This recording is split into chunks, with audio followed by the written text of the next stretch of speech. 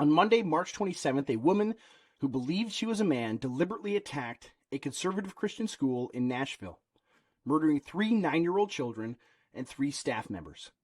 It was a deliberate terror attack by a transgender on Christians and their children. A 28-year-old woman named Aubrey Hale, who also went by Aiden, and demanded others use male pronouns to refer to her, was shot dead by police minutes after the attack began. Given these circumstances, any reasonable person can safely conclude that this was an ideological attack. Whether Hale's manifesto, recovered from her vehicle, ever sees the light of day is another story, especially if it is damaging to the transgender narrative the regime has devoted massive resources to prop up.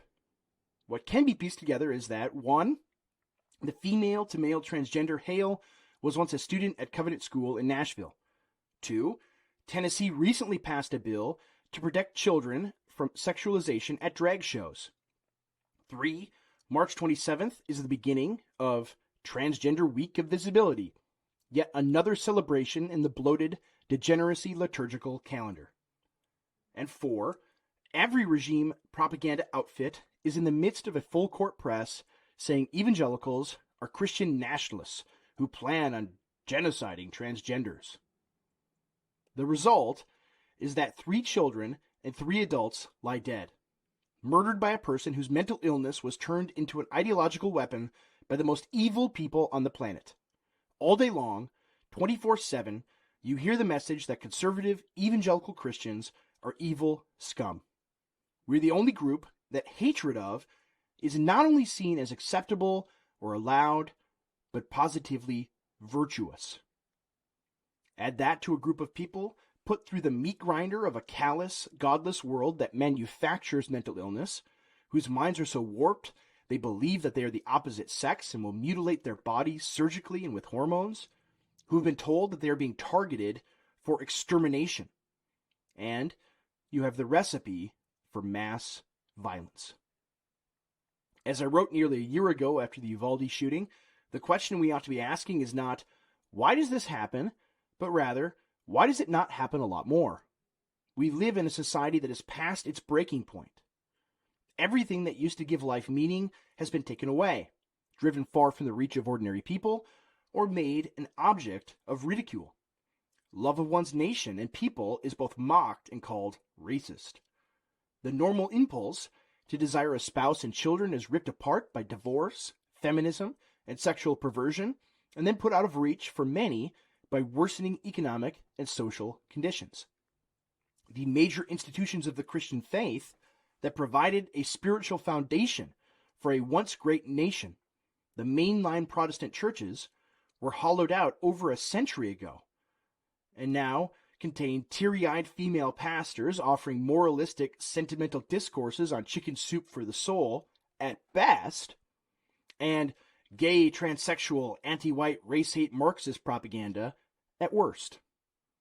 The churches that grew over the last century in response to the mainline apostasy retained their adherence to the Bible, but are largely beset by pragmatism that places church growth ahead of faithfulness.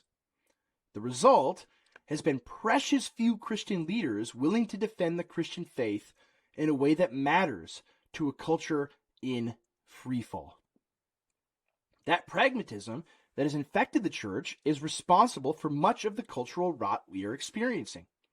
The entire ethos of selling the Christian religion as a lifestyle product you could separate and add to your pre-existing way of life has dominated the practice of ostensibly conservative American evangelicalism.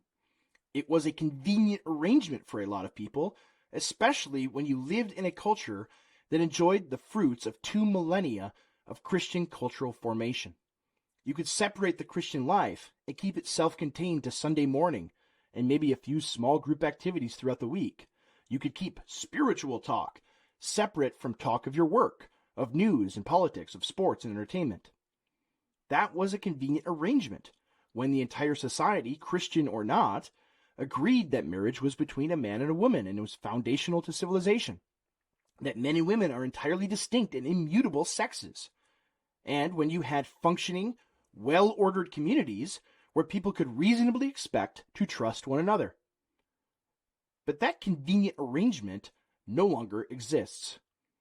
Today, you live in negative world, and negative world just became deadly. No longer do you live in a place where there is a distinction between being a Christian and fighting the culture war. Those 3 9-year-olds that monster shot were not consciously combatants in the culture war.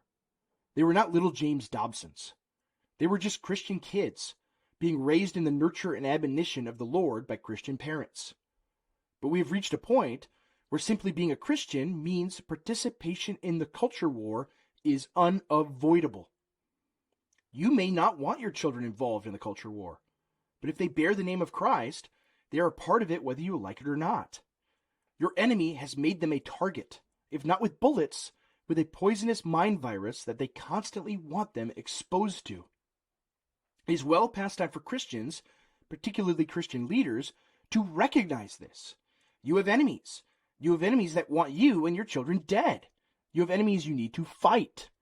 Your desire to win them over through niceness is a weapon that they wield against you. They manipulate your desire to avoid conflict. They know that you are terrified of offending anyone, since that will negatively affect church attendance.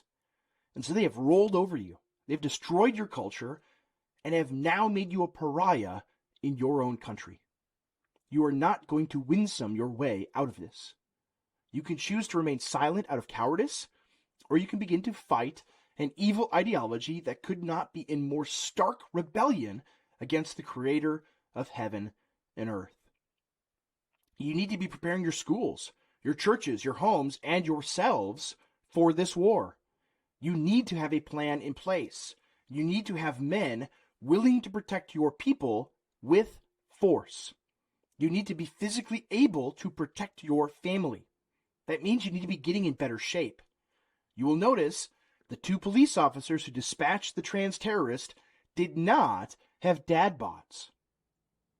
Hard times are here. It is no time for soft men.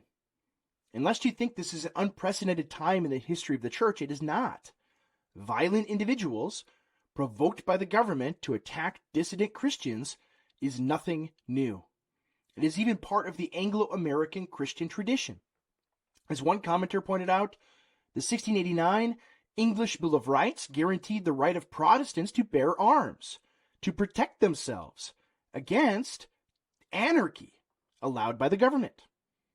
The government didn't send goons to attack them.